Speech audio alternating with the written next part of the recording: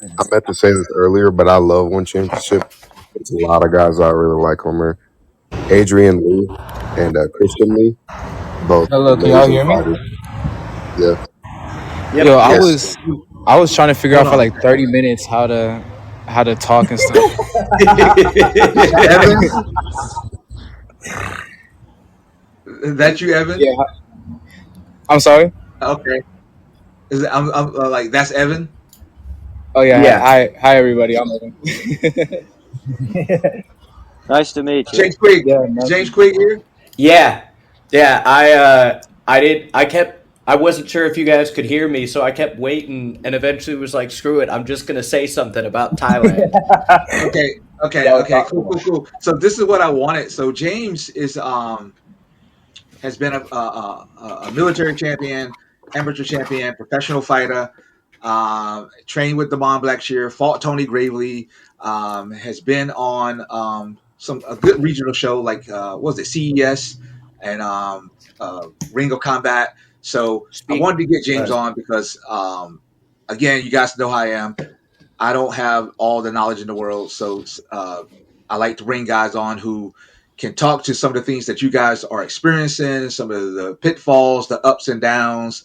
I just feel like some of the guys that I've worked with in the past have so much value for that next generation, and I want to let you guys ask questions about anything that they may have experienced or anything that's like bugging you. Like recently, someone I want to say Evan. So somebody's always asking me about future questions. They're like, Coach, when this happens, will I be able to?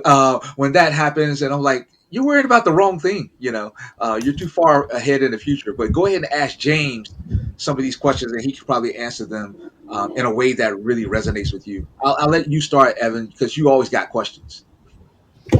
Yeah, my main thing is like I'm always like very inquisitive and I'm like always curious, and especially when it comes to my MMA career, I'm just very like I want to see the map more clear. So like I remember yesterday in the gym before we left, I asked you like about the balance between getting experience in these shows and smokers and stuff like that versus unfavorable matchups. um. So I spoke. My first question, Evan, is where are you in your fighting career? So I've had two expeditions. One I smoked Sebastian in. The second one I Someone got lost. Okay. dropped and it wasn't me. You didn't drop me out the Nah, my pit. buddy. You You didn't. got you got that on your ass. Belt to I ass. can't help you if you ain't No, at. I can't help y'all if you ain't honest with me. no, I'm just messing with him. Sebastian's my boy. We had a good technical match, and but yeah, I have two exhibitions. They were semi MMA rules, and then I just had a jujitsu match that it was for the We Defy organization event. I did win Yeah, that, yeah. and yeah, that's where I am Jeff and right now. Alex. Yeah, yeah, yeah. And then Okay. currently I have coach and I are in the talks for some things while I'm getting healthy from a little owie that I got from there. But so that's where I am. I've been training for Uh, a year, and it'll be 2 years in November. so you are right at the start. And the thing about being right at the start is you got all the potential, all the possibility, and there's so many options in front of you that it's hard to see where to go and what to focus on. Does that sound right? Yeah, that's pretty spot on. Coach and I always talked when we were talking the number one thing that you can do to maximize your career is to live the lifestyle. And what I mean by that is stay training in a way that keeps you healthy. Because the biggest thing that's going to take away from your training is injuries and being out. And then staying close to your weight. Because the thing that's going to maximize your chance of getting injured is those weight cuts and doing those big dramatic, I gain 20, 30 pounds and then I got to lose 20, 30 pounds again. But depending on what weight class you usually fight at. So right now I've been at heavyweight, but I'm not that tall. So I've been trying to get down to 205 and then 185 and then eventually 170 sounds good long term. So that sounds like you're working on making a big change to your body composition. And so doing that slow and smooth and letting that amount of weight loss take. One of the nice things about heavyweights is that you can be a 208-pound guy and still win heavyweight fights if you've got good condition and good power. So many of those dudes aren't, like, until you start getting to the highest level, so many of the dudes you deal with aren't going to be athletes. And coach will help you figure out if the guy they're offering you is like a 240-pound dude or a 240-pound athlete that you got to worry about. So aside from the lifestyle stuff and the training stuff, because I know if you're in with coach and you're actually listening to coach and the other people in the gym, that, at least for me, was always a good space with a lot of people who were living the lifestyle. Because, I mean, it was a lot of Army folks, Army adjacent folks. There wasn't an option. Like, so much of the time I was training there, it was I'd have to go to PT in the morning, then I'd train with the combatives folks at lunch, and then I'd get off of work and I'd go and train at the gym with the same guys that I saw at lunch at the gym with coach. Now, is this a thing that you really believe you want to go pro in? 100%.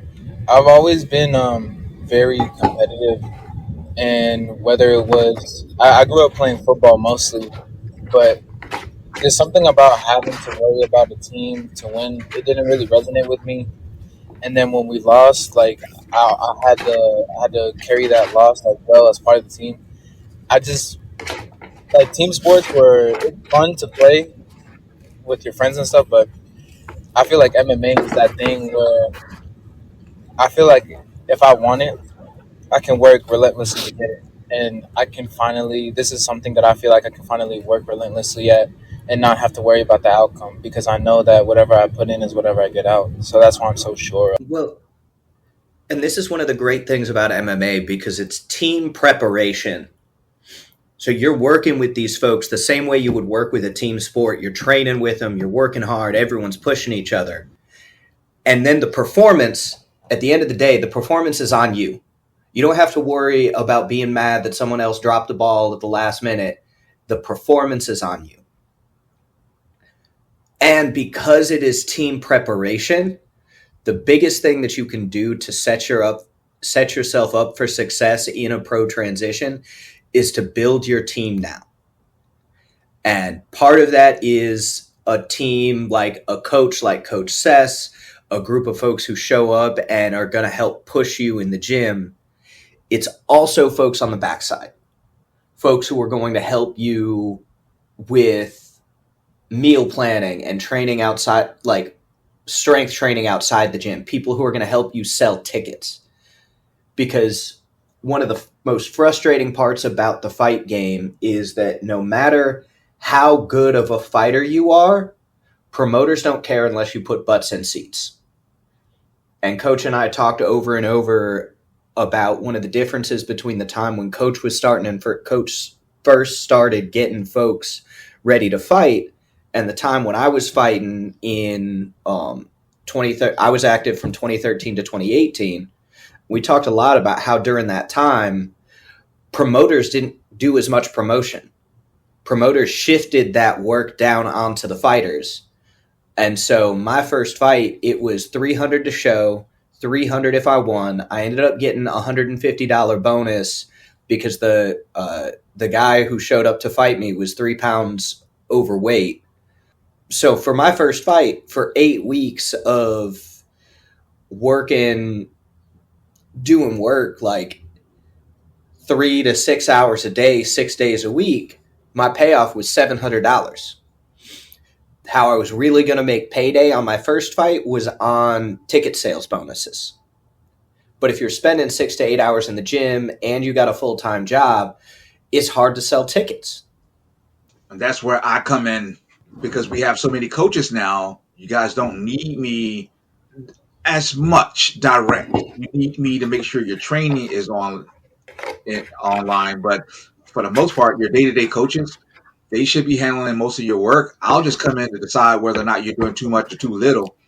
But on the outside of it, I want to make sure that I'm doing the promotional stuff, because I know the promotions, either they don't have the time or they don't have the know-how, and that's where I come in. Now I'm trying to fill in some of those blanks for you guys. And I mean, Sebastian, if you like selling, help these guys sell them tickets. I can That's run right, my broke mouth. I can leg. run my mouth. Because that's a good point. Is that while you're sitting injured and you want to stay involved in the game, this is how you learn the game. Like, say, you can't help anybody work on their armbar, but you can help learn the business, or help by learning the business behind the scenes. So yes, you still you have some value that we can use. And I mean, Coach can tell you my first ever fight, Rodney Jordan, 2013, the only fight I ever did at 145 instead of 135 or 40 catch weight.